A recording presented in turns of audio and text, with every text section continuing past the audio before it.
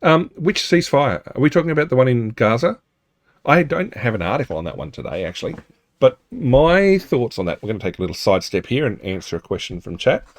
What I've read, and so all I can go off is what I've read, is that there was a small-scale Hamas attack.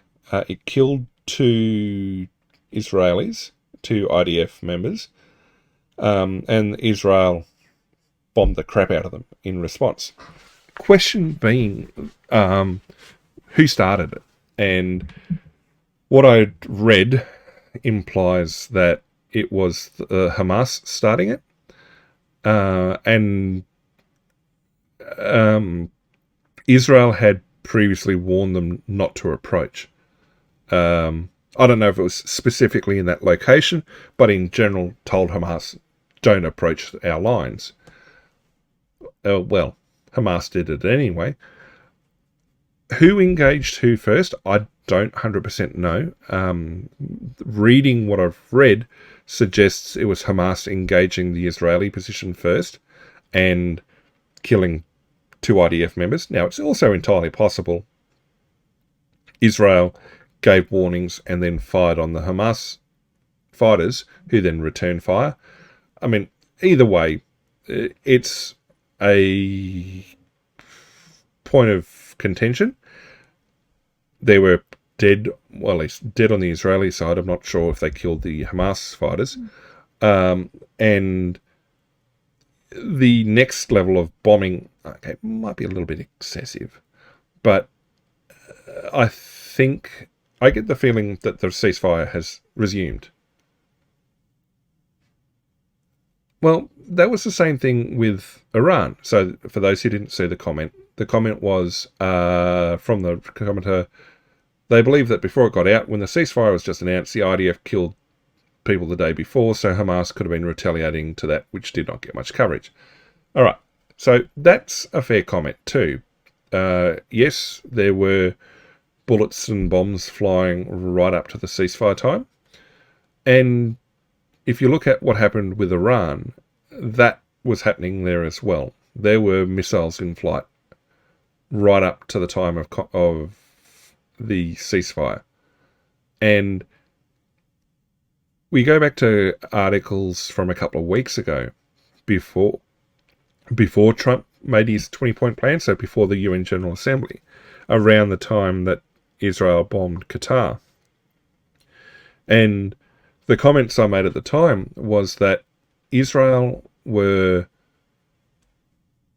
rapidly using up, or had used up, any goodwill that remained after them basically bringing Iran back into line. Because there's a lot of nations there in the Middle East that do not like Iran, and were quite happy for Israel to give them a bloody nose and bring them into line. And so there was goodwill that existed, and people sort of looked the other way for a little bit. But Israel then going and bombing Qatar certainly burnt all of that. Israel attacking Yemen, I think, again, most Middle East nations are kind of okay with it. The Saudis definitely are, because the Houthis have fired scuds into Saudi. I know the UAE is in favour of it too, because, again, they've had issues with the Houthis as well. So these nations are like, Israel wants to punch the Houthis, go right ahead. A lot of those nations also have, to be honest, very little love for the Palestinians. And so the fact that they're seeing Israel and Palestine fighting it out, well, it just means Israel's not focusing on them. The whole Israel firing right up to the ceasefire, I think that is Israel basically doing what they want. And one of the concerns was, or what we saw with the Iran thing, was there was a couple of times where Trump seemed to have Netanyahu restrained a couple of times. He basically stopped him from acting. And I don't recall really any other time that anyone's told the Israelis to stop doing something, and they stopped. Yet all these other actions seem to be like, we're just going to carry on doing what we want anyway. The whole everyone firing at each other right up to the ceasefire time, yeah, well, that's just the way they do it. I don't think, though, that this was retaliation in that regard. Hamas is facing an existential crisis right now because not only are they being directed to disarm and dismantle as part of the 20-point plan, but they're now facing actual resistance, actual bloody resistance within the Gaza Strip. Now, when Hamas were initially elected into power, and they were elected into power back in the day, they purged the Gaza Strip of the Palestinian Authority and anybody else that opposed them. There were so many public executions over the years. Like, Hamas have ruled the Gaza Strip with an iron fist. And so these public executions and stuff that are going on now is Hamas returning to be what Hamas did in terms of managing the Gaza Strip. And the horror that a lot of Western protesters are seeing is because they never really paid attention. And because, well, news like that coming out of Gaza, no one really cared about, which is sad. But the idea that you've had this force that has enforced its will on the people through violence, yeah, they've got the charter to get rid of Israel, but they've also been getting rid of the Palestinian people as well. They're extraordinarily violent towards their own people. No, not as in their own people being Hamas, but the Palestinian people living in Gaza. And the fact that you've got all these other sects and tribes and everything else suddenly fighting back. Yeah, there's allegations that Israel's funding some of these, and other Middle East nations are funneling money and weapons into these groups, because somebody's going to have to come in and take over the power vacuum. And so this initial burst of violence, I think, is Hamas trying to re-establish itself as the authority. And, well, they do that through violence. Israel, I think, had the high ground to say the ceasefire is ending when when not all of the hostages were returned, being it the remains or otherwise. The actions that they're taking to dig up under Khan Yunis, I think that's the right place, where they've sent the bulldozers in, implies that, yep, they were holding the hostages in underground tunnels and everything else.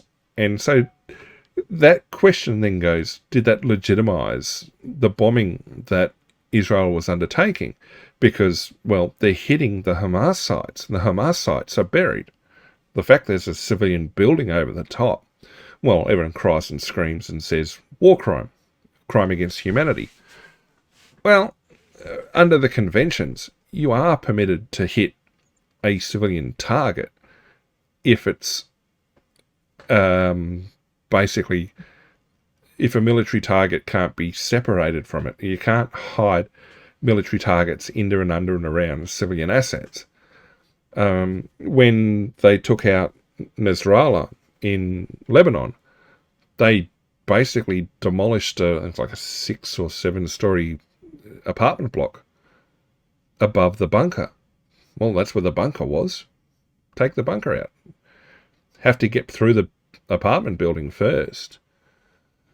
Now, they didn't end up destroying everything else. It was a fairly precise strike. But at the end of the day, they had to destroy an apartment building in order to get at the bunker underneath. People tend to have blinkers on when it comes to this sort of stuff. And then when you look at all the people that return and stuff like that, so far, it looks like they're acting in good faith. So far. And are willing to wait for the remaining remains to be returned. The sticking point going forward, I believe, in terms of achieving the remaining 20 points, or the remaining however many points are left, is Hamas.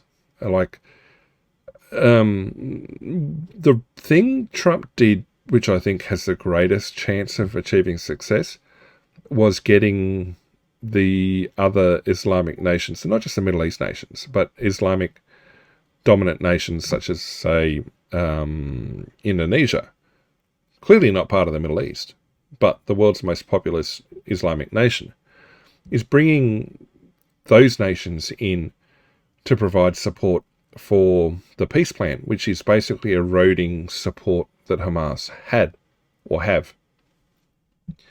And so what you have now is an armed group of radicals who are facing an existential crisis, and, well, their support infrastructure has been taken out from them.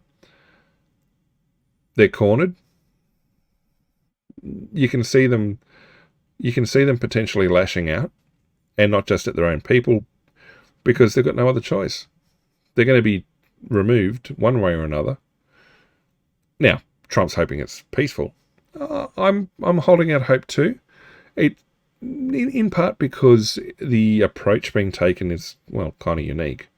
But also, it really does seem like there's solid progress. Well, we'll keep fingers and toes crossed, and hopefully that'll go ahead.